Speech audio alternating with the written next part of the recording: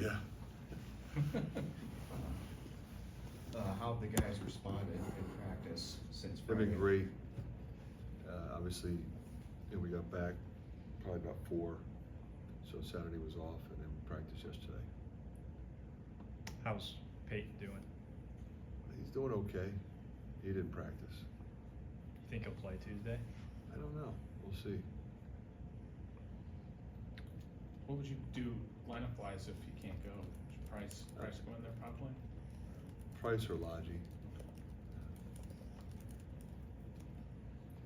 Any thoughts to changing things up defensively? Anything at all, like on that front?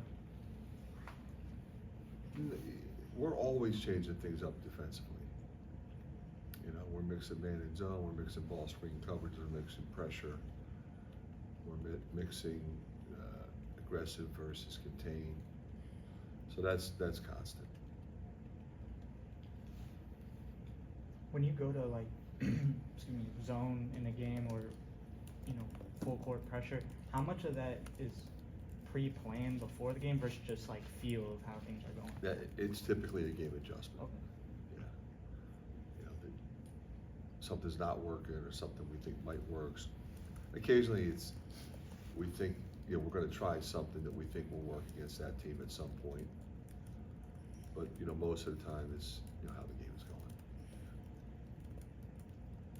What about? Are you starting to see Sadhu get more comfortable back into more of a groove now? Yeah, I hope so. It was unfortunate in the USC game he got in foul trouble. I think he looked like he was doing some good stuff, and then I probably should have left him in when he got his third, just let him play through it. But the way the game was going, I thought we would need him, so I took him out, and he did get back in. But I think he's getting more comfortable. We need him. What are you seeing from Minnesota? Obviously, impressive win the other day. They had some really good games. Probably should have won the Ohio State game. Played really well that day, and even some of the losses they played really well for a half. And Garcia's a handful, but they got some veteran guys that are playing really well. I thought they did a good job in the portal at adding some experience. So they're big and physical, and the guards are playing well. Asima is a really good freshman, really taking his game to another level, but not surprising. We watched him a lot in high school, recruited him. So he got a lot of weapons. What about Cooper? What's his status? He's out again. Yeah, looks like that could be sustained for a while. Their win against Michigan, what can that do for it? I mean, obviously they've been struggling. Yeah, they just needed to get over the hump. They were right there. Mhm.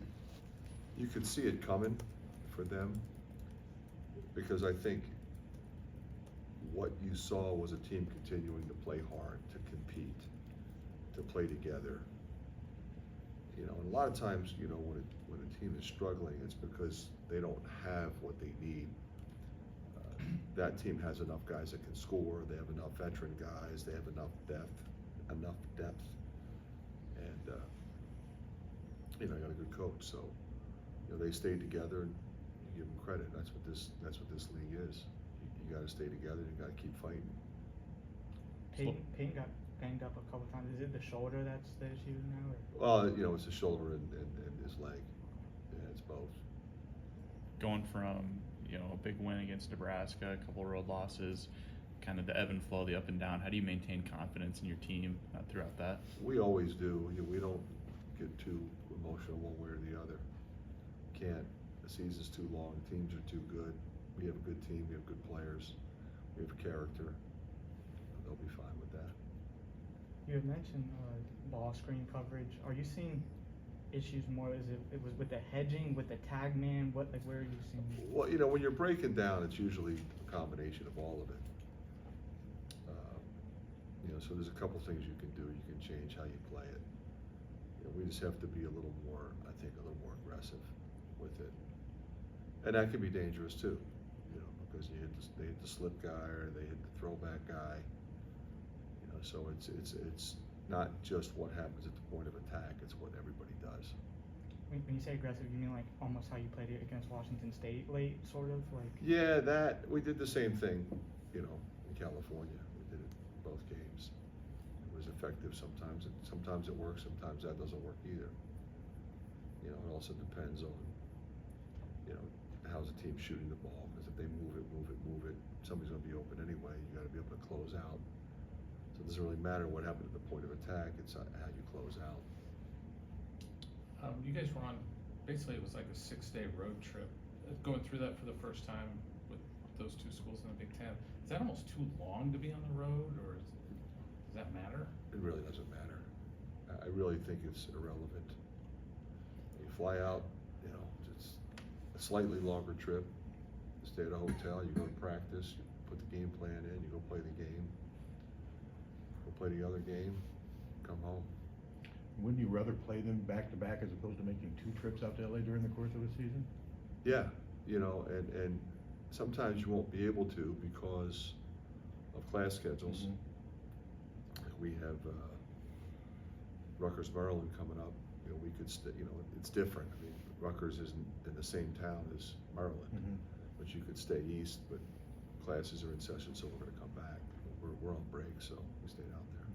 Fran, I know you mentioned execution rather than effort after the game.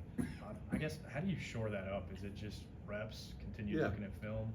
Reps, film, and you know, making sure the guys, you know, stay committed. And again, you know, a lot of times it's 5 as 1.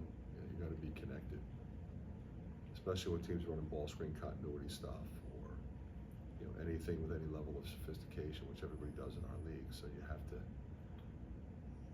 really pay attention. Where's the ball? Where's my man? Who am I guarding? So sometimes it doesn't even come down to scheme, it comes down to personnel. Who you closing out to?